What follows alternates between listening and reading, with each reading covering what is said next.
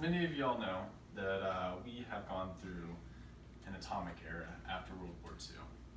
And a lot of us thought that the future was going to be here as we know it.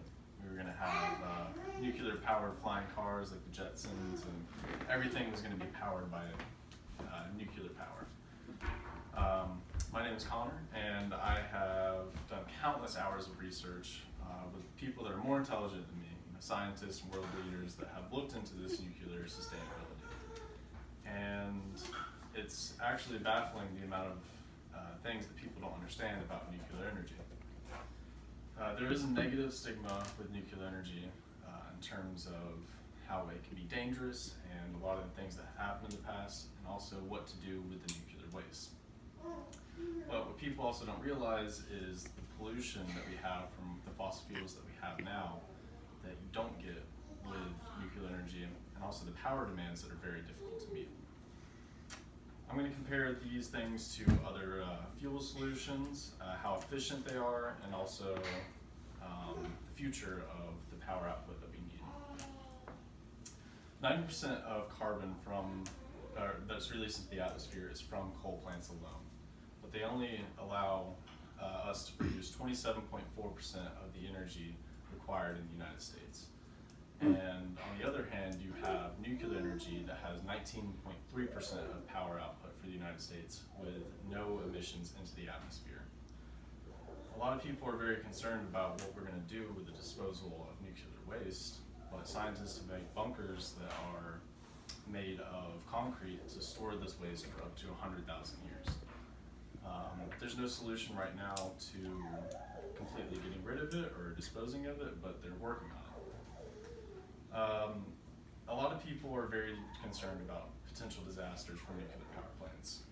These have happened in the past, most notably 3 Mile Island, Chernobyl, and Fukushima, most recently.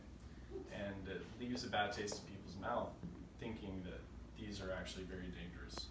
And unfortunately, a few people have died, but in recent years, they have come up with more reliable ways to run these power plants and make it to where meltdown is less likely. But that being said, these are some of the most well-protected buildings in the world. There's military that protect these buildings. The amount of safety measures is unparalleled to any other building, especially any other power plant in the world. There's been an accumulative 17,000 hours of reactors lifetime that have been going on for these years, and there's been very little negative effects with any other reactors besides the 3 I mentioned. A lot of people also don't know about the efficiency of different fuel sources. Only 6 grams of uranium is equivalent to the amount of power output of a ton of coal, 120 gallons of oil, and 17,000 cubic feet of natural gas. That's only 6 grams. And if you think about how much of the fossil fuels that we use, it's only a matter of time before we run out. And uranium is a very abundant resource on this earth.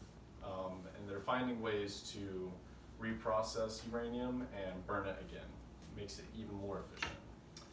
Also, the way that the power source is gained is another thing that people don't realize. Whenever you burn coal and gas, you only get 54 to 55% of the actual use from it. Same thing with wind and solar, you get 37 and 27 respectively. As opposed to oil, you get 92% efficiency. This makes it extremely cheap because of how efficient it is. With the little amount of uranium you actually have to use, it makes it even more viable compared to other fuels. And there are already 450 reactors worldwide in 33 countries. So there's infrastructure there. All you need is expansion in order for this to be a worldwide event to put us in a new atomic era. Now, another thing that people are worried about is the power demands of the future. They're already growing at an exponential rate, and a lot of people are predicting that by 2040 we will have more power demands than we can actually produce power. With reactors becoming more efficient and the fuel being able to last for a longer time, it's clear that the only option that we can go to is nuclear power. And another thing that we can also look at is elements that are similar in value to uranium. They can be artificially enhanced to be turned into uranium. That way you have even more resources that can be burned. There's a more recent advancement in technology that many people are not aware of. So traditionally, the way that nuclear reactors work is by process of fusion. Fusion means that you split the nuclear, in this case, normally uranium or plutonium atom in half, releasing a bunch of energy, and then you harness the energy. There's a process that is 10 times more powerful, known as fission, where you take two elements and you combine them and they collide. And whenever they fuse together, then it becomes a huge power source that can potentially save us from using all these different fossil fuels and not having to rely on renewable energy as much. So the potential of nuclear is there. It's just people need to understand that it's not as dangerous as it's made out to be. Hopefully in the future this will lower our power bills and it'll be a lot cheaper, and it can have a positive effect on the environment overall as well. It's very efficient, and we could be going into a new atomic era.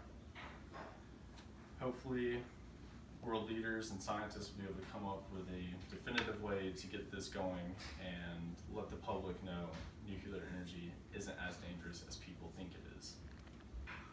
And here's to the new atomic era. Thank you.